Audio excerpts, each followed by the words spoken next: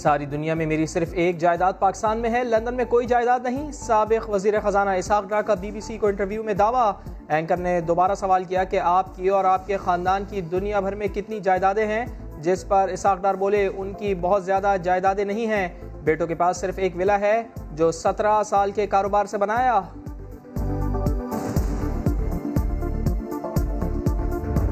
ملتان کی انتظامیہ نے اس جلسے کی اجازت دینے سے انکار کیا، جس کے بعد وہاں تالے توڑے گئے اور بلوا کیا گیا، اہلکاروں کو مارا پیٹا گیا۔ مولانا فضل الرحمان نے ملتان جلسے کے دوران حلوے اور بلوے کی تیاری کی تھی، جو کچھ ہوا پوری پلاننگ سے ہوا۔ معاون خصوصی برائے اطلاعات پنجاب فردوس عاشق اوان کا الزام، کہا PDM کے رہنما اپنے لیے نہیں کارکنوں کے لیے کفن لے کر آئے تھے۔ جلسے کے منتظمین کے خلاف مقدمہ درج کرنے کا بھی اعلان۔ بولی لیگی عہدیدار کی آتش بازی سے ملتان میں آگ لگی، گودام کے مالک کا بھی اپوزیشن سے ازالے کا مطالبہ۔ کرپٹ اپوزیشن غیر ذمہ دارانہ حرکتیں کر رہی ہے، جلسوں میں کورونا کا مذاق اڑانا حماقت نہیں تو اور کیا ہے؟ وفاقی وزیر اطلاعات شبلی فراز کی تنقید، کہا دنیا لاک ڈاؤن کی طرف جا رہی ہے، اپوزیشن جلسے کر کے کورونا کو دعوت دے رہی ہے۔ حکومت کو گھر بھیجنے کے لیے اپوزیشن رہنماؤں کی کوششیں تیز۔ مولانا فضل الرحمان اور یوسف رضا گیلانی کی ملاقات، میڈیا سے گفتگو میں مولانا فضل الرحمان بولے حکومتی رٹ ختم ہو چکی، اب نظر 13 دسمبر لاہور جلسے پر ہے، حکومت سے مذاکرات کے امکان کو مسترد کر دیا۔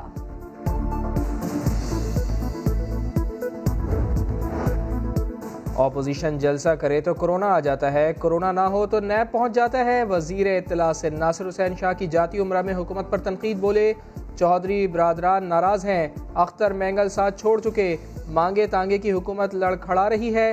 سعید غنی نے کہا عوام حکومتی جبر سے گھبرانے والے نہیں، ملتان کی طرح 13 دسمبر کو لاہور میں تاریخی جلسہ کیا جائے گا۔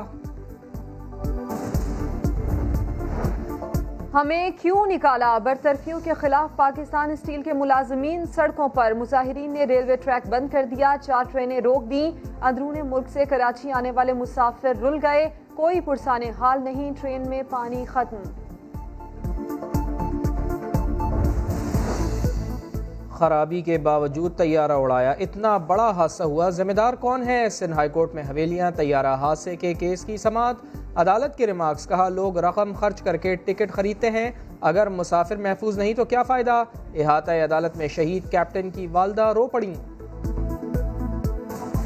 کوئی انہوں نے چیز چھوڑی نہیں جو ایک ماں کو انہوں نے تکلیف نہ دی ہو، انہوں نے مجھے،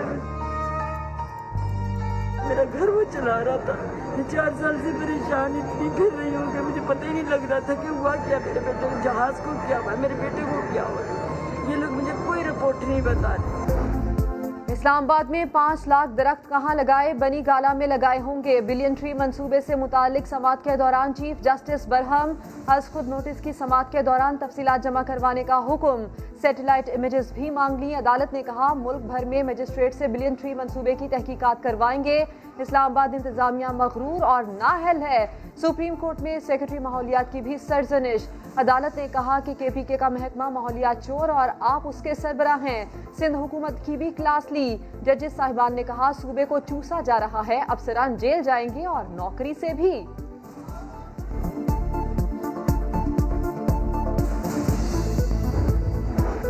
سردی مزید بڑھے گی تو چولہے بھی ٹھنڈے پڑ جائیں گے، دسمبر اور جنوری میں گیس کا بحران سنگین ہو جائے گا، حکومت نے خبردار کر دیا۔ پاور سیکٹر، صنعتوں اور CNG اسٹیشنز پر گیس کی لوڈ شیڈنگ ہوگی۔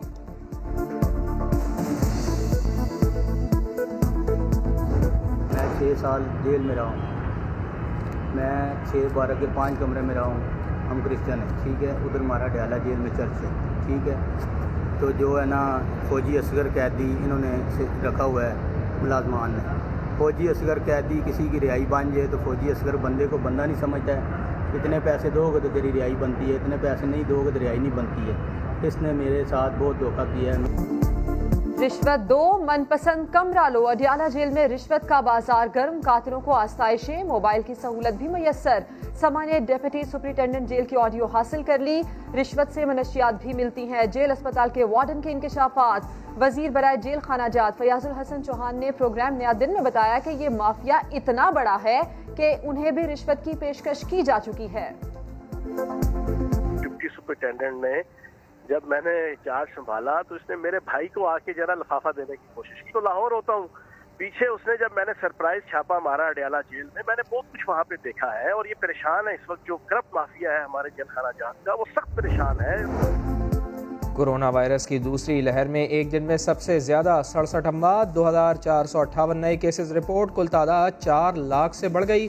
مرنے والوں کی مجموعی تعداد 8000 سے زائد۔ پشاور سمیت مختلف شہروں میں اسمارٹ لاک ڈاؤن، کراچی والے اب بھی نہ مانے، ماسک لگانے سے گریز۔